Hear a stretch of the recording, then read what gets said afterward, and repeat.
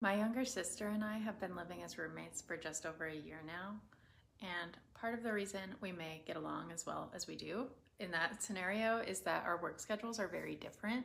So we don't actually see each other at home a ton. I work an 8 to 5 and she works as a cook in a movie theater. So she's often working evenings and weekends. But through her, I get to see a lot of films for free, especially if I'm willing to wait after opening weekend to see them. And I've increasingly been taking advantage of that as more and more movies are being released that I am curious about. So I thought this month I'd recap the films I watched in addition to the books I read, especially since one of the films that I watched was a film adaptation of Macbeth starring David Tennant and Cush Jumbo, and I reread Macbeth in anticipation of that specifically.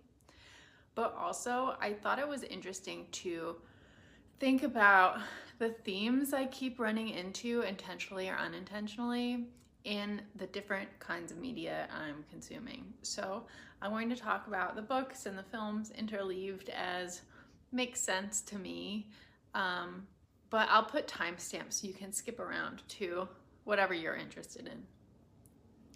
So in February, I watched 3 films and I finished 6 books. I started the month on the political American history side of things, but in the latter half of the month, there's more witches. And the witches are not apolitical, given that in 2 of the 3 books that include witches, we're talking about regicide, but those are a little more removed from contemporary American politics. So with that warning, feel free to skip around, skip to what you're interested in, but let's get into it. The first book I finished in February was the nonfiction book, Everyone Who Is Gone Is Here by Jonathan Blitzer.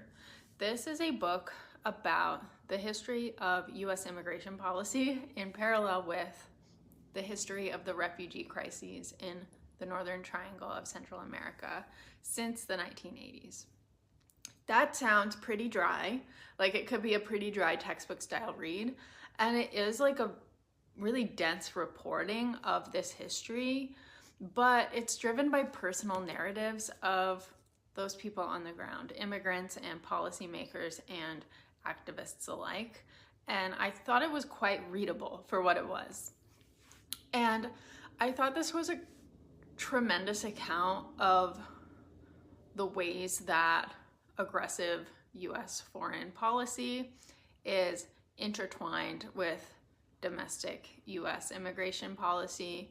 I also thought it was thoughtful in the way it centered how the presence of immigrants in the US shapes the US and also the home countries of those immigrants.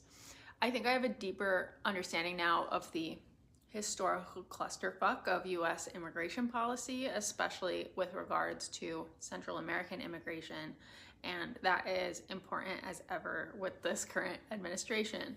And I'll leave it at that for now. The book itself does not emphasize current policies or current recommendations, but it does give a sweeping account of how we got to where we are now. I'm really glad to have read it. I highly recommend it to anyone who wants more insight into this aspect of American history, American in the continental sense. Chronologically speaking, I watched The Brutalist in theaters around the time I wrapped up Everyone Who Is Gone Is Here. And so I'll mention that now because that is also an immigration story, although very different because it is set in the 1950s and it stars Adrien Brody as a Hungarian Jewish Holocaust survivor who has emigrated to the United States. And this was playing in my theater because it won several Golden Globes, including Best Motion Picture Drama, Best Actor, Best Director, and indeed it has all of those hallmarks of a critically acclaimed movie in the way it uses the grammar of cinema. For example, the very first visual of the film climaxes with this pan upward into the sky, where you then see an upside down Statue of Liberty as Brody's character is arriving in the US. So you have this inverted symbol, which is very on the nose, but also very striking. And it's also a very character-driven movie. Brody's character is a brutalist architect who eventually gets commissioned by a wealthy Protestant American man to build a community center. And so it portrays this struggle of the American dream and assimilationism, but within that, I thought it really effectively and interestingly explored the relationship between artist and patron and the tension of creativity and autonomy within that relationship. I had some quibbles with the ending of the movie, but overall, I really enjoyed this one, and I'm glad I got to watch it in theaters. If you weren't aware, this movie is 3.5 hours long and it includes a 15-minute intermission that's like built into the movie. And I loved that. I loved that it was broken into 2 acts. It really worked with the story the movie was telling to have that break. And it really helped me lock in to know that I would have a planned bathroom break. I hope more movies do that in the future. Okay. Next, I'm going to talk about The Blacktongue Thief by Christopher Buehlman. So this is the next book I finished chronologically. And if I'm stretching to draw a connection, this also discusses autonomy in the patron-client relationship. So there's this element of obligation to an employer that does play a huge role in this book, even though this is a really long high fantasy book, and The Brutalist is a very character-driven drama. In The Blacktongue Thief, the protagonist is named Kinch, and Kinch is a thief who owes a debt to the Takers Guild. My cat is scratching. The Takers Guild trained Kinch, and they expect a return on their investment in him. And he is behind on this debt, which leads to him adventuring across the fantasy continent that the book takes place in, on the Takers Guild say so. They're like, if you want to make up your debt, you're going to do this adventure. And he does this by tagging along with a female knight named Galva, who he previously unsuccessfully tried to rob, but who is also traveling across the continent for her own reasons. I don't think right now I need to go too much more into the plot. The thing that really impressed me about this book was how well defined the character voice is. The novel is told in the first person, like Kinch is relating the story to the reader in a conversation at a bar or something. And obviously humor is subjective, but I found the humor in how Kinch is relating the story and the observation he makes about his status in the world and the different cultures and stereotypes he has knowledge of in the world he lives in. That really hit for me, and it really made the world very vivid, because the world was being described to you by someone with a strong opinion and a particular history of their own. The world itself is a thinly veiled translation of medieval Europe. For example, Kinch is part of this indigenous minority ethnic group that has black tongues and speaks a different language, and that ethnic group more or less corresponds to the Gaels of Britain. But the way this overlay works, it doesn't feel lazy like it might do. Instead, it feels like scaffolding to develop more original cultural, historical, and linguistic nuances that are specific to this world. I think I have a lot of feelings about this book, which I didn't realize going in. And I feel like I am not really scratching the surface here, and this could take a long time. So I'm gonna cut myself off here and make a mental note to maybe pick this one back up in a future video. One thing before I move on that I want to mention was I found out when researching the author, Christopher Buehlman, he is a longtime performer and comedian on the Renaissance Festival circuit including what I consider my hometown Renaissance festival. And I thought that was just a fascinating connection. I'm definitely intrigued based on the Blacktongue Thief. Definitely intrigued to read more of his work. Not just The Daughter's War, which is the prequel to the Blacktongue Thief, but also the horror stories he's written as well. It looks like he's also a poet and a playwright, which is awesome. So yeah, definitely impressed by Christopher Buehlman. The next thing I want to talk about, just due to chronology, is Companion, which is a movie I watched directed by Drew Hancock. This one doesn't connect so much in terms of tone or theme with everything else I read and watched, except in the sense that it's about power and control and autonomy, but everything in society is about power, control, and autonomy. So I don't know. This is a comedy horror movie in which a group of friends and their partners go to a weekend getaway, and as you might imagine in a horror movie, things take a violent turn. There's a secondary aspect of the premise that I'm not sure how to talk about because it was revealed in the cinematic trailer, but it's also played in the movie like a surprise, like a reveal about 20 minutes into the movie. So it's a core premise, but it also feels like a potential spoiler.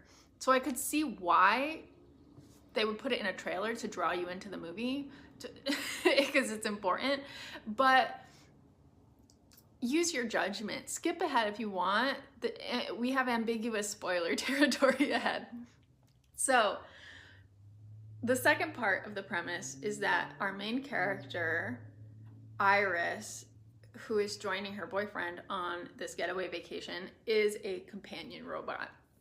And so on this trip, her programming goes haywire and allows her to commit murder. And that's the premise.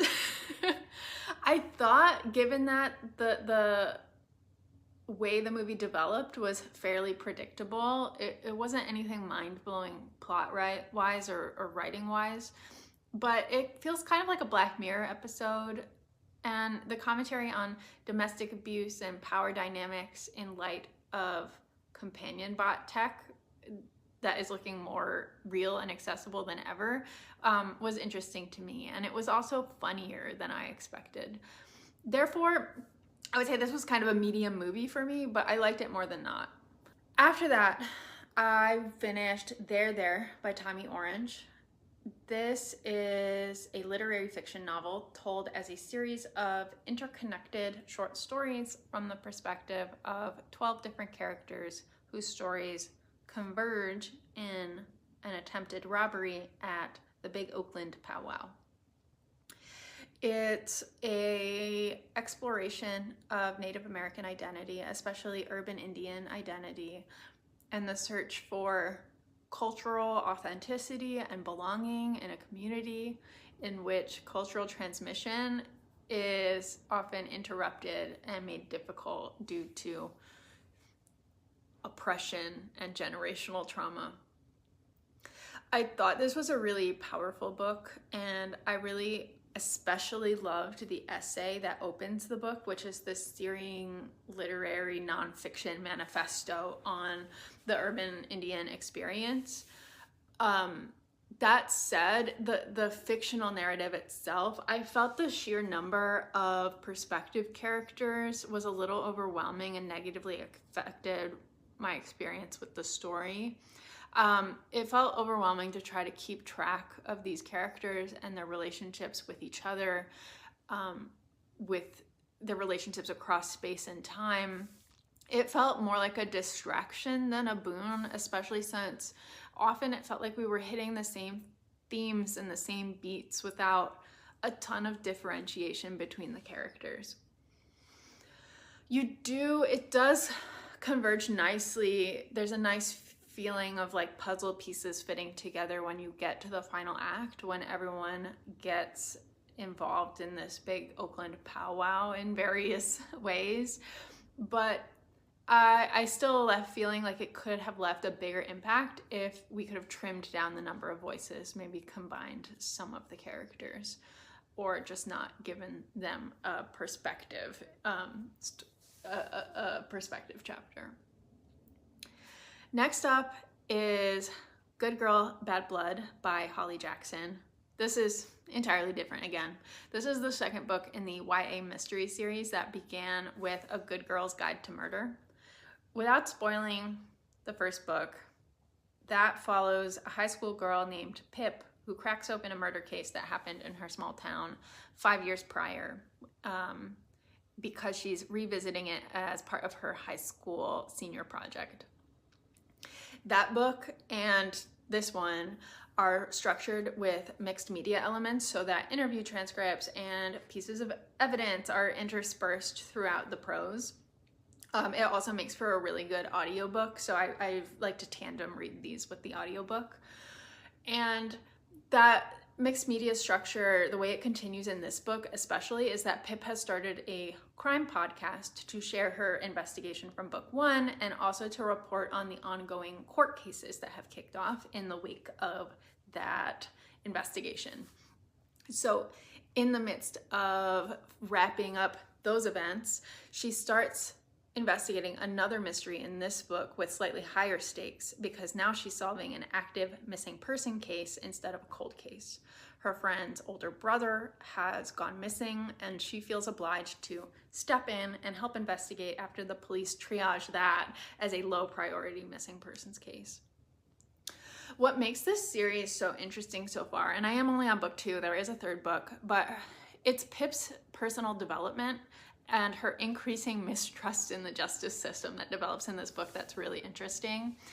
I didn't find the mystery itself as compelling, but it was interesting to get more Pip. She's like this really interesting neurotic type A character that makes her a savvy amateur detective, but she also has this building trauma that she's picked up from the events of book 2 or from the events of book 1 and that continues in book 2. Finally, I ended the month with Macbeth and related works. Like I said, my sister works at the movie theater, so when I saw there would be a screening of the Macbeth stage performance starring David Tennant and Cush Jumbo, I thought, let me reread Macbeth before I go see it. And then I realized that the next book on my chronological read-through of Terry Pratchett's Discworld series, it was Wyrd Sisters, which is riffing off of the 3 witches in Macbeth. So I was like, great, we've got a reading project. So let me start with my reread of the original play. I say reread because I definitely read this in college a decade ago in a Shakespeare class. But I remembered so very little of it going in that maybe you could just call it a fresh start. Things did come back to me as I read it. I did remember that there were witches. Double, double, toil and trouble, fire burn and cauldron bubble. That is like the coolest couplet in history probably. And I remembered before I started rereading, specifically I remembered one of Lady Macbeth's soliloquies, the one towards the beginning of the play that contains the line, "Come you spirits that tend on mortal thoughts, unsex me here and fill me from the crown to the toe top full of direst cruelty." So I remembered that soliloquy and like I think specifically I remembered that the play explores notions of masculinity and femininity because that was the soliloquy that stood out for me. But I had forgotten the major story beats, most of the characters, and I forgot the full-blown depth of Macbeth's paranoia and psychological torment, which is like the main thing in the play. So if you need a refresher, in this play, Macbeth is a Scottish general who is motivated by witch's prophecy and wife to murder the current king and seize the throne. He then becomes consumed by guilt and paranoia, so the murders keep flowing and he becomes a tyrannical king, leading to his eventual downfall. That's basically the plot. But I found I enjoyed reading this a lot more than I remember enjoying reading, especially Shakespeare's tragedies. I don't know. I feel like I don't have a great relationship with Shakespeare's tragedies in my memory. But my memories of reading Shakespeare in high school and college involve a lot of interruption. I think that's fairly common, whether it's, you know, you're reading it in class and you're stopping after a passage to discuss it, or you're reading it independently and you have to check the annotations in the textbook to understand what's going on. And of course, there's a reason people recommend watching a stage adaptation of a play instead of reading off the page in most cases when you're experiencing a play. But I found on this reread, it was a lot easier and more enjoyable this time than I remembered to just read a scene straight through and reach that comfortable cadence and understanding just reading independently. So I don't know, that's like maybe it's a brag. But every time I read something like this, that's a big tentpole of the canon of English literature, I think about what it means to be part of that canon. Obviously, there's a lot of arbitrariness and luck in what makes it to that canon, in addition to usually they have lasting, enduring cultural relevance and significance. But something I was thinking about here was there's this cultural touchstone element where popularity and influence beget popularity and influence. These classics are so often referenced in subtle and unsubtle ways, or they're adapted over and over again. And I want to be able to understand those references and think about how each reference and adaptation lends something new and speaks to cultural differences and constants that span, in the case of Shakespeare, centuries. On that note, let me talk about the stage adaptation performed by David Tennant and Cush Jumbo as it was filmed for cinema, where I watched it. So I have not watched a ton of Shakespeare on a stage in general. My experience is mostly limited to a few Shakespeare in the Park type outdoor productions and film adaptations. And the interesting thing about this production of Macbeth is that it's very minimalist in its set design and costuming. The stage is this raised white platform that's surrounded by the audience on 3 sides. And on the 4th side, there's this glass box that is an additional space for the actors or musicians to perform, or sometimes they're sort of involved offset from the stage. But the most unique characteristic about this production is that the actors were all mic'd up and the in-house audience wore headphones so that they could get this intimate and whispery experience with the dialogue and sound design. So in a way, that decision to use headphones with the audience members brought the theater experience closer to a cinema experience where naturalistic and whispered dialogue delivery is the norm.